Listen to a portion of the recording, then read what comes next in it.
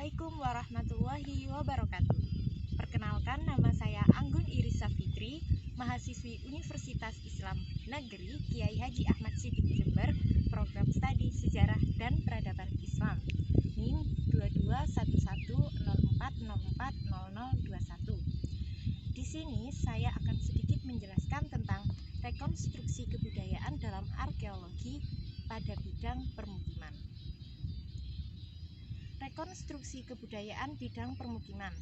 Permukiman merupakan suatu sistem produk dari interaksi variabel-variabel lingkungan alam, teknologi, interaksi sosial, dan macam-macam institusi. Setiap masyarakat menghadapi kondisi variabel-variabel yang berbeda. Perbedaan-perbedaan inilah yang menyebabkan timbulnya macam-macam pola permukiman.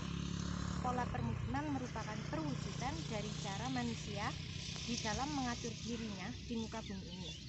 Dengan demikian, pola-pola yang ada di dalam permukiman merefleksikan aspek-aspek budaya manusia, lingkungan alam, dan gejala-gejala geografisnya. Studi permukiman mencakup 3 hal yang berkaitan dengan bangunan individual, permukiman komunitas, dan permukiman zonal. Yang pertama yaitu studi tentang bangunan-bangunan individual atau permukiman mikro. Studi ini meliputi bangunan secara individual, baik bangunan rumah tinggal, bangunan publik, bangunan suci, makam, dan bentuk-bentuk struktur yang lainnya. Karena bangunan-bangunan tersebut merupakan salah satu hasil budaya, maka pada bangunan terkandung aspek-aspek kebudayaan. Aspek-aspek tersebut dapat diamati pada struktur susunan, pola perencanaan, tata ruang, tata letak orientasi, bahan, dan cara mengaturnya. Pendekatan yang dipakai bersifat konjungtif dengan cara mencari hubungan antara satu fenomena dengan fenomena lain dan analogi etnografi. Yang kedua yaitu studi permukiman komunitas skala semi. Studi ini mempunyai cakupan lebih luas sampai pada satu situs. Jenis-jenis peninggalan apa saja yang ada pada suatu situs termasuk bangunan, jalan, dan artefak non-bangunan. Selain penelitian, studi diarahkan pada bangunan-bangunan secara individual, juga hubungan antar bangunan, jarak antar bangunan, tata letak bangunan, posisi bangunan, rumah tinggal terhadap bangunan publik, makam. Pendekatan yang dilakukan selain konjungtif dan etnografi adalah pendekatan ekologi. Yang ketiga yaitu studi permukiman zonal skala makro. Studi ini mempelajari hubungan antar situs yang meliputi distribusi situs, jarak antar situs, dan hubungan antar situs. Pada skala makro, studi permukiman dilakukan dengan tujuan mengetahui pola sebaran situs, hubungan semiotik antar situs, dan bahkan perubahan pola dan faktor-faktor yang mempengaruhinya. Pendekatan yang digunakan dalam studi permukiman mikro dan semi makro tetap dapat diterapkan di dalam studi permukiman makro.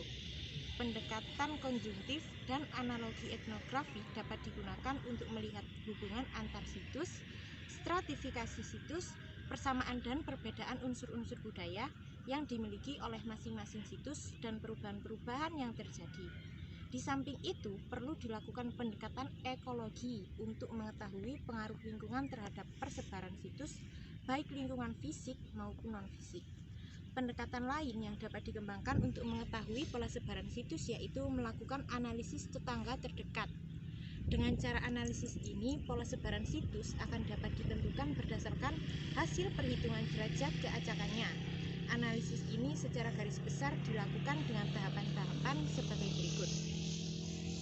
Yang pertama yaitu menghitung jarak situs dengan situs terdekat dan kemudian menjumlahkan sesuai dengan situsnya.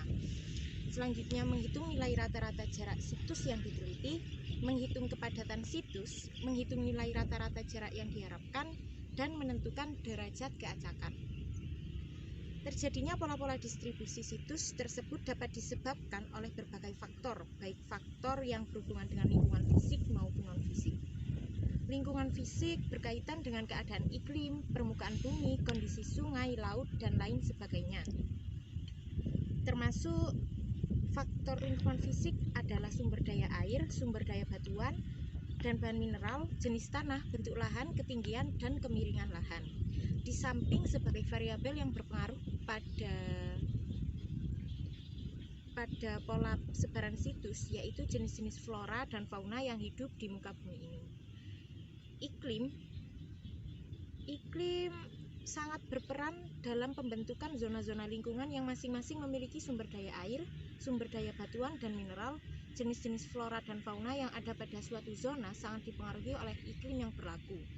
Manusia dalam memanfaatkan zona-zona tersebut akan memilih pada lokasi-lokasi yang dianggap menguntungkan dilihat dari ketersediaan sumber daya lingkungan yang diperlukan. Hal ini dapat dimengerti karena distribusi situs arkeologi pada dasarnya merupakan refleksi dari aktivitas-aktivitas manusia di dalam memanfaatkan sumber daya lingkungan yang berbeda-beda. Di dalam teori permukiman, berlaku suatu prinsip bahwa selama daerah-daerah atau zona-zona lain masih dapat mencakup kebutuhan pokoknya, para pemukim akan cenderung untuk tidak memilih zona-zona yang miskin, tandus, penuh bahaya, tidak sehat, dan daerah-daerah yang memiliki faktor kesulitan komunikasi dan transportasi yang tinggi.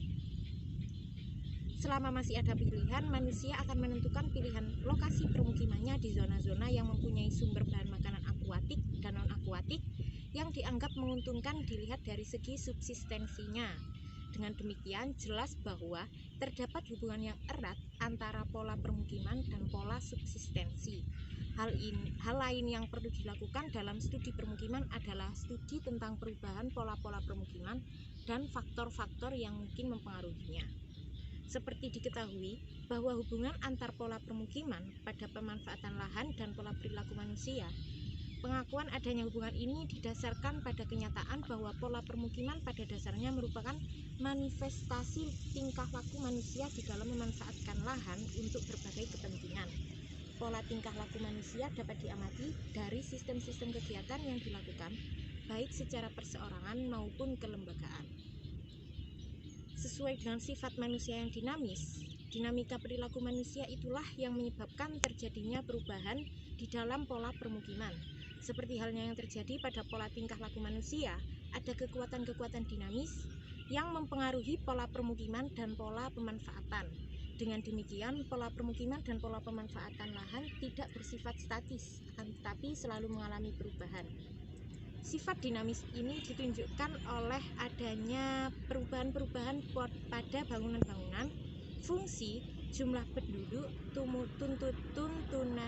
tuntutan masyarakat, dan aspek-aspek yang berhubungan dengan kehidupan sosial, budaya, ekonomi, politik, dan subsistensi.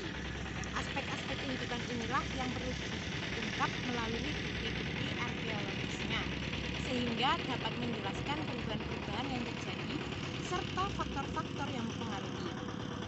Pembahasan mengenai studi permukiman arkeologi dapat juga menggunakan pendekatan analisis antrosol. Pendekatan ini semula dikembangkan dalam bidang ilmu geografi, namun hasilnya juga dapat dimanfaatkan untuk studi permukiman arkeologi.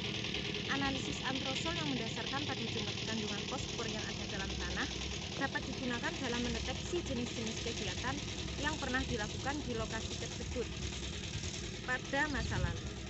Dengan membandingkan hasil analisis ini dengan data-data artefaktual, akan diperoleh gambaran yang lebih meyakinkan mengenai fungsi lokasi di masa tersebut. Sekian penjelasan tentang rekonstruksi kebudayaan dalam arkeologi dalam bidang permukiman yang bisa saya sampaikan. Kurang lebihnya mohon maaf. Terima kasih.